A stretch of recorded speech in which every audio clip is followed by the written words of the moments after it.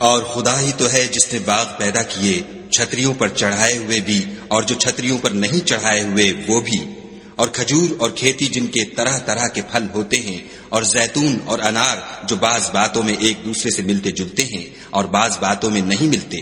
جب یہ چیزیں پھلیں تو ان کے پھل کھاؤ، اور جس دن پھل توڑو اور کھیتی کاٹو، خدا کا حق بھی اس میں سے ادا کرو، اور بیجا نہ اڑانا کہ خدا بیجا اڑانے والوں کو دوست نہیں رکھتا۔ اور چار پایوں میں بوجھ اٹھانے والے یعنی بڑے بڑے بھی پیدا کیے، اور زمین سے لگے ہوئے یعنی چھوٹے چھوٹے بھی، پس خدا کا دیا ہوا رزق کھاؤ اور شیطان کے قدموں پر نہ چلو، وہ تمہارا صریح دشمن ہے۔ یہ بڑے چھوٹے چار پائے 8 قسم کے ہیں، 2 بھیڑوں میں سے اور 2 بکریوں میں سے، یعنی ایک نر اور ایک مادہ۔ اے پیغمبر، ان سے پوچھو کہ خدا نے دونوں کے نروں کو حرام کیا ہے یا دونوں کی مادینوں کو، یا جو بچہ مادینوں کے پیٹ میں لپٹ رہا ہو اسے؟ اگر سچے ہو تو مجھے سند سے بتاؤ۔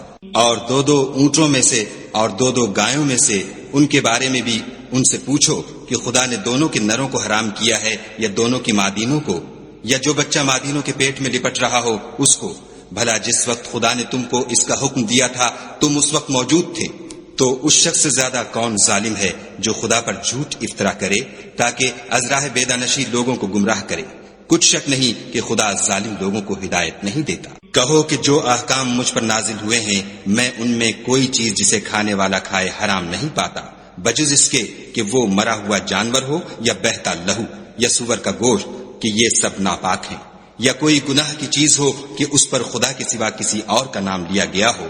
اور اگر کوئی مجبور ہو جائے لیکن نہ تو نافرمانی کرے اور نہ حد سے باہر نکل جائے تو تمہارا پروردگار بخشنے والا مہربان ہے۔ اور یہودیوں پر ہم نے سب ناخون والے جانور حرام کر دیے تھے، اور گایوں اور بکریوں سے ان کی چربی حرام کر دی تھی، سوا اس کے جو ان کی پیٹھ پر لگی ہو یا اوجڑی میں ہو یا ہڈی میں ملی ہو۔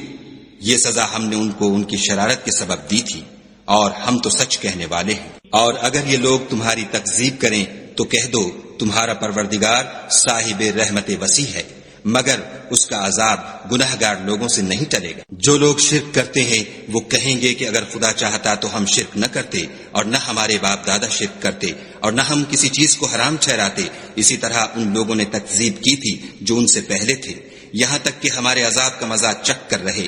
کہہ دو کیا تمہارے پاس کوئی سند ہے؟ اگر ہے تو اسے ہمارے سامنے نکالو۔ تم محض خیال کے پیچھے چلتے اور اٹکل کے تیر چلاتے ہو۔ کہہ دو کہ خدا ہی کی حجت غالب ہے، اگر وہ چاہتا تو تم سب کو ہدایت دے دیتا۔ کہو کہ اپنے گواہوں کو لاؤ جو بتائیں کہ خدا نے یہ چیزیں حرام کی ہیں، پھر اگر وہ آ کر گواہی دیں تو تم ان کے ساتھ گواہی نہ دینا اور نہ ان کی خواہشوں کی پیروی کرنا جو ہماری آیتوں کو جھٹلاتے ہیں اور جو آخرت پر ایمان نہیں لاتے اور بتوں کو اپنے پروردگار کے برابر ٹھہراتے ہیں۔